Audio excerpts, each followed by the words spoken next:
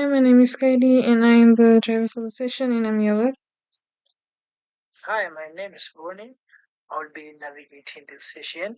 Okay, so today we are gonna go over chapter 22, which was the deleting a review. So I am gonna go over that right now. So it's not a long explanation as you can see, but okay. Anyway, so here we've got the code. Um, this is the button to delete a review. So on click delete review, delete reviews function is then triggered, and then we will need the review ID to delete a review. And then in our movie services we have this function over here. So this is the function that is then triggered. So here we are using Axio's delete. So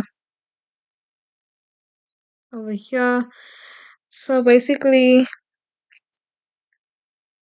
this is how we make a delete request using Axios. Unlike post or get, the delete method removes the resources from the server, and then Axios expects the second argument to include the request configuration, such as headers, or in this case, it will be the request body. Um, which is over here. And then we are sending the two important pieces of the information in the body, like the review ID and the user ID as well. So the review ID is the unique ID of the review to be deleted, and then the user ID is the ID of the user attempting the deletion. So the structure is required because Express and many other APIs expect delete request data in the body while using Axios. And then the HTTP locals 5000 over there. That is just the endpoint to the backend that handles deleting a review. So that's basically it about the deleting the review. And then also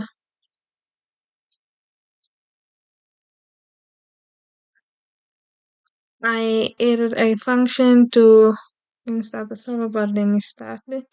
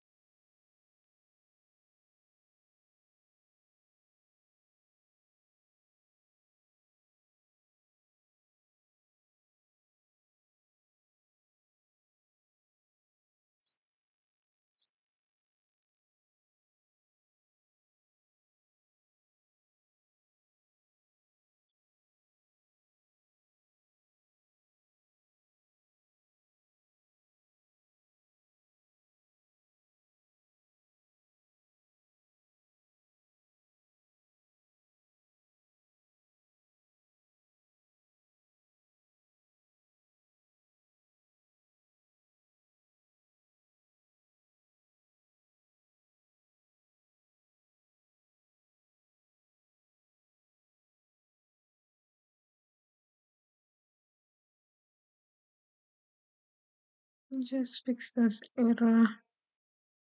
So over here in the movie, when we go to a new page, we can see that this number over here continuously changes, and it tells us how many movies is left to to view. So basically, I'm going to show that functionality right now. So over here in the code, we have the movie list or chase. So I declared my variable. So let me just look for it. Over here. So that just